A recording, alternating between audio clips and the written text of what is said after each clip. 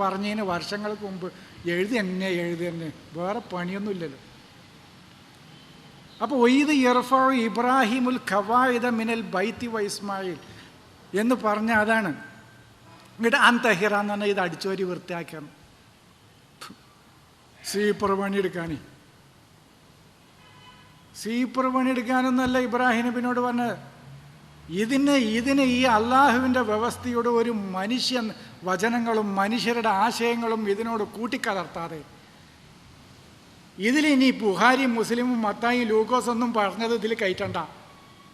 ഇതായിട്ട് തന്നെ നിർത്തി. നിങ്ങൾ അല്ലാ തുശ്രിക് ബി ഷൈഅൻ വേറെ സ്ഥലത്ത് അതിൻ്റെ വ്യാഖ്യാനം പറഞ്ഞു. ഒന്നിനെയും പങ്കു ചേർക്കാതെ ഇതിനെ ശുദ്ധമാക്കി വെക്കൂ എന്ന് ഞാൻ അദ്ദേഹത്തിന് കൽപ്പന കൊടുത്തു. ആ ശുദ്ധമാക്കി വെക്കലാണ്. ഇങ്ങോട്ട് ടൈമിലേക്ക് ഇങ്ങനെ കല്ലെടുത്ത് എറിയുക, പ്രദക്ഷിണം ചെയ്യുക, ഒരു കല്ലിനെ പോയി മുത്തുക, വെള്ളം അവിടുന്ന് കൊണ്ടുവരിക, പുണ്യാണെന്ന് വിചാരിച്ചിട്ട്. നിങ്ങൾക്ക് ധൈര്യം ഉണ്ടെങ്കിൽ ആ വെള്ളം നിങ്ങൾ വേറെ വല്ലതിനും ഉപയോഗിച്ചോളും, വിശ്വാസം ഉണ്ടെങ്കിൽ. എൻ്റെ അളിയപ്പം അടുത്ത് വന്നു, പിന്നെ വെള്ളം കൊണ്ടുവന്നു. എൻ്റെ വീട്ടിലേക്ക് കൊണ്ടുവരാൻ തന്നെ മടിയാണ്. എല്ലാ പെങ്ങന്മാരും കൊണ്ടുപോയി, 5 പെങ്ങന്മാരും കൊണ്ടുപോയി, മോൾക്ക് മാത്രം കൊടുത്തില്ല. അത് കൊടുത്താൽ സംഗതി നടക്കില്ല എന്നറിയും. അത് മൂപ്പർക്ക് ആ 5 പെങ്ങന്മാർക്കും കൊടുത്തു അളിയാൻ,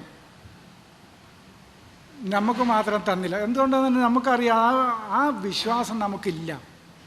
അള്ളാഹു ആകാശത്തിൽ നിന്ന് ഇറക്കുന്ന ഏറ്റവും ശുദ്ധമായ വെള്ളം ഏതാണോ അതാണ് നല്ല വെള്ളം, അതാണ് ഏറ്റവും നല്ല വെള്ളം. അങ്ങനെ ഒരു വെള്ളത്തിന് പുണ്യമുണ്ടെങ്കിൽ പടച്ചോൻ പറയുമല്ലോ ഖുർആനിൽ, സംസം എന്ന് പറയുന്ന ഒരു വെള്ളം ഞാൻ ഇറക്കിയിട്ടുണ്ട്, അത് നിങ്ങളങ്ങനെ പുണ്യത്തിന് കുടിച്ചോളിന്ന്. അപ്പം അതാണ്. അത് ഹിന്ദുക്കൾ ഗംഗയിലെയോ യമുനയിലെയോ പൂജാരി പൂജിച്ചിട്ടോ കൊടുക്കുന്ന വെള്ളം കൊടുത്താൽ അത് ശിർക്ക്. ഇസ്ലാമിൽ നിന്ന് പുറത്ത് മക്കത്തുനിന്ന് വെള്ളം ഏറ്റിക്കൊണ്ടുവന്ന് അത് കുടിച്ചാൽ അത് തൗഹീദ്. നമ്മളൊരു കല്ലിനെ പുണ്യം വിചാരിച്ച് മുത്തിയാൽ അത് തൗഹീദ്. ഒരു ഹിന്ദു ദൈവത്തിൻ്റെ ഒരു പ്രതീകം എന്നുള്ള നിലക്ക് ഒരു കല്ലിൻ്റെ മുന്നിൽ പോയി നിന്നാൽ മതി, അത് ശിർക്ക്. മുത്തൊന്നും വേണ്ട, നിന്നാൽ മതി, അത് ശിർക്ക്. എന്നിട്ട് ഇത് സംശയം തോന്നിയപ്പോൾ ഉമറൊന്നും ചോദിക്കാതെ, നബിയൊക്കെ മരിച്ചു പോയിട്ട് മണ്ണടിഞ്ഞു എന്ന് ധൈര്യം വന്നപ്പോൾ ഉമർ പറഞ്ഞത്ര, കല്ലേജൊരു കല്ലാണ്, എന്നാലും മഞ്ഞ ഞാൻ വെറുതെ മുത്തുകയാണ്. നബി മുത്തണ കണ്ടോണ്ട് അള്ളാഹിൻ്റെ റസൂലിനോട് ചോദിക്കും ഉമറിന് എൻ്റെ സ്വഭാവം വേറെ ഉണ്ട്, അത് പിന്നെ ചരിത്രത്തിൽ വേറെ പറയണ്ട, അത് പോട്ടെ. അതെന്തോ ഇവർ പറഞ്ഞ ഉമറിൻ്റെ സ്വഭാവം വെച്ച് നോക്കുമ്പോൾ ഉമർ ആരാന്നുള്ളത് വ്യക്തമായിട്ട് അൽ മസ്കൂത്ത് ആൻഡ് താരീഖ് ഉമർ എന്ന് പറഞ്ഞിട്ട് കുറച്ച് വരുന്നുണ്ട് ഇപ്പോൾ ഈ ഇതിൽ.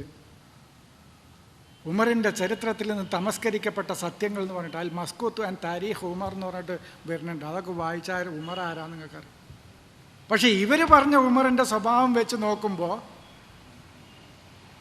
ആ സ്വഭാവം വെച്ച് നോക്കുമ്പോൾ തന്നെ നബിയോട് ചോദിക്കും, എന്തിനാ നബി ഈ കല്ലിനെ വെറുതെ മുത്തണത്? എന്നിട്ട് അത് കൊണ്ടുവന്നപ്പോൾ ഹജറുൽ അബിയല്ലായിരുന്നു ഉത്തരം. പിന്നെ അത് മുത്തിയിട്ട് ഹജറുൽ അസ്വദായതാണ്.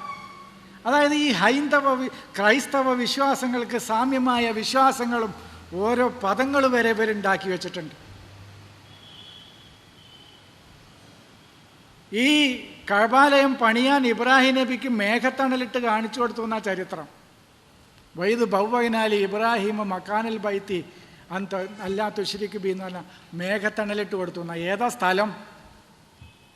ചരിത്രത്തിൽ നോണകളാണ്, അതൊന്നും നിങ്ങൾ വിശ്വസിക്കേണ്ട. വെറുതെ ആദം നബിനെ സ്വർഗത്തിൽ നിന്ന് ഇറക്കി വിട്ടു, 2 കയറുമൊക്കെ ഇട്ടിട്ടിട്ട്. കയറും ഇറക്കി മൂപ്പർക്ക് ഭൂമിയിൽ വന്നപ്പോൾ ഏകാന്തത അനുഭവപ്പെട്ടു. വഹശത്ത് എന്നാണ് കിതാബിൽ എഴുതിയിരിക്കുന്നത്. വഹശത്ത് അനുഭവപ്പെട്ടു, ഏകാന്തത. ഇങ്ങനെ ഒറ്റക്ക് അലഞ്ഞ് നടക്കുകയാണ്. അതിൽ ബൈത്തുൽ മഅമൂർ ഇറക്കി കൊടുത്തു എന്നാണ്. ഈ കഅബാലയം ഇപ്പം സ്ഥിതി ചെയ്യുന്ന സ്ഥലത്ത് ബൈത്തുൽ മഅമൂർ ഇറക്കി കൊടുത്തു. ബൈത്തുൽ മഅമൂർ നിങ്ങൾ കേട്ടിട്ടില്ല? മിഅ്റാജിൻ്റെ അന്ന് നബി കണ്ടതാണ്. മലക്കുകൾ ഇങ്ങനെ കയറിപ്പോകന്നെ പോണവരാരും ഇങ്ങോട്ട് വരുന്നില്ല. കൂട്ടമായി മലക്കുകൾ ഇങ്ങനെ കയറിപ്പോകന്നെ. സ്വർഗത്തിലൊരു വീടാണ് ബൈത്തുൽ മഅമൂർന്ന. ആ വീട് ആദം നബിക്ക് താമസിക്കാൻ ഭൂമിയിലേക്ക് ഇറക്കി കൊടുത്തു. അതാണ് ബൈത്തുൽ മഅമൂർ. ആ സ്ഥലത്തരെ അള്ളാഹു ഇങ്ങനെ തണലിട്ടിട്ട് സ്ക്വയറായിട്ട് കാണിച്ചു കൊടുത്തു, ഇവിടെ പണിതളാ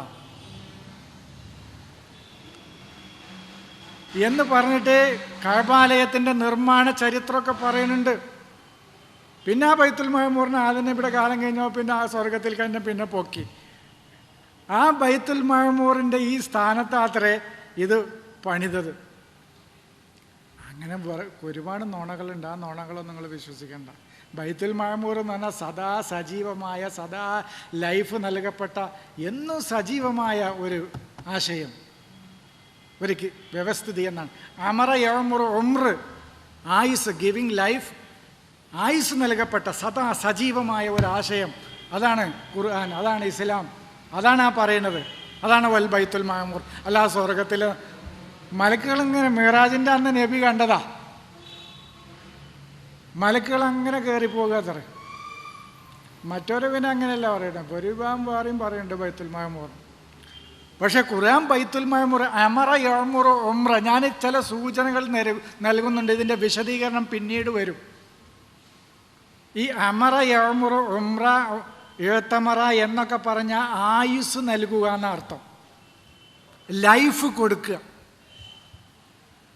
ഖുർആന് നിങ്ങൾ ഏത് ആയത്ത് പരിശോധിച്ച് നോക്കി, ഈ ഉംറ എന്ന് പറയുന്ന ഇവർ പറയുന്ന ഈ ഉംറ എന്ന വാക്ക് മാറ്റി നിർത്തിയാൽ ബാക്കി ഖുർആനിൽ ഇസ്താമറ, അമറ എന്ന വാക്കിൽ നിന്ന്, ഒരു ക്രിയയിൽ നിന്ന് അതിനെ പല രൂപത്തിലാക്കും. അമറ യഅ്മുറു, ഇസ്താമറ, അമ്മറ, അതായത് ഫഅലനെ ഫഅലയാക്കും, ഇസ്തഫലയാക്കും, അഫ്അലയാക്കും, ഫഅലയാക്കും, ഇങ്ങനെയൊക്കെ ആക്കും. അത് ഭാഷയിലെ ചില നിയമങ്ങളാണ്. അങ്ങനെ ഈ അമറ എന്ന് പറയുന്ന ക്രിയയാണ് അമറ യഅ്മുറു, ഇസ്താമറ, അമ്മറ യുഅമ്മിറു എന്നൊക്കെ ഖുർആനിൽ ഉപയോഗിച്ചിട്ടുണ്ട്. അവിടേക്ക് ആയുസ് കൊടുക്കുക, ലൈഫ് കൊടുക്കുക എന്നാണ് അർത്ഥം. അപ്പോൾ എന്നും ലൈഫ് കൊടുക്കപ്പെട്ട ബൈത്ത്, വീട്, ആ വീടാണ് ഇസ്ലാം, അതാണ് ഖുർആൻ, അതാണ് പ്രവാചകന്മാരെല്ലാം പ്രബോധനം ചെയ്ത ഇസ്ലാം എന്ന് പറയുന്നത്. എന്നും അതിന് ലൈഫാണ്, എന്നും ലൈഫ് നൽകപ്പെട്ട ബൈത്ത്.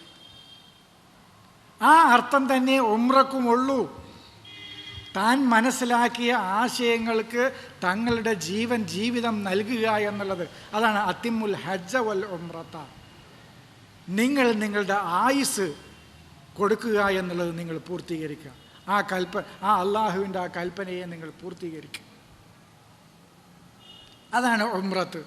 അല്ലാതെ പ്രത്യേകമായി ചെയ്യുന്ന കുറേ കാര്യങ്ങൾ, കുറേ ആരാധനകൾ, കുറേ ചുറ്റൽ, കുറേ ഓടൽ, കുറേ മണിക്കല്ലെടുത്തെറിയൽ, കുറേ മുത്തൽ, ഇതൊന്നും അള്ളാഹുവിൻ്റെ ദീനിൽ, പരിശുദ്ധ ഖുർആനിലില്ല. കുറേ സ്ഥലങ്ങളിൽ ഓടുക, കുറേ നിൽക്കുക. അത് മുതൂർ പറഞ്ഞല്ലോ, അവിടെ എന്ത് സുരക്ഷിതത്തല്ല, ഒമൻ ദഖലഹു ഖദ് ആമിന. അവിടെ പോയവർക്കറിയാം, ഒരു സാധനം വെച്ചാൽ അതുവരെ കൊണ്ടുപോകണത് പേടിക്കണം. ഒരു സാധനം നമ്മുടെ ഏതെങ്കിലും മൊബൈൽ, ചെരുപ്പ് വരെ പൊക്കുന്ന അറിയണം, നല്ല ചെരുപ്പാണെങ്കിൽ. ഞാൻ പറയണല്ല, പോയ ആൾക്കാരോട് നിങ്ങൾ ചോദിച്ചാൽ മതി. നല്ല ചെരുപ്പാണെങ്കിൽ എവിടെയെങ്കിലും അഴിച്ചു വെച്ച് തിരിയുമ്പോഴത്തേനും അത് പൊക്കും. എന്നിട്ടല്ലേ ഒമൻ ദഖലഹു ഖദ് ആമിന. ആത്യന്തികമായ സുരക്ഷിതത്വം ഈ വീട്ടിൽ കടന്നാലാണേ. ആത്യന്തികമായ സുരക്ഷിതത്വവും നിർഭയത്വവും പേടിയില്ലായ്കയും ഇസ്ലാമാകുന്ന വീട്ടിലാ,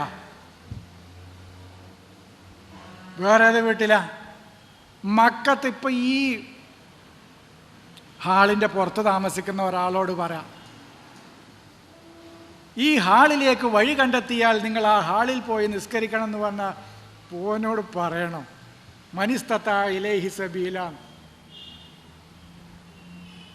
മനിസ്തത്താ ഇലൈഹി സബീല, ബൈത്തിലേക്ക് വഴി കണ്ടെത്തിയ ആൾക്ക്, ഒരു മാർഗം കണ്ടെത്തിയ ആള് അവിടെ പോയി ഹജ്ജ് ചെയ്യണമെന്ന് പറഞ്ഞാൽ ഇത് ആരോടാ പറയണത്?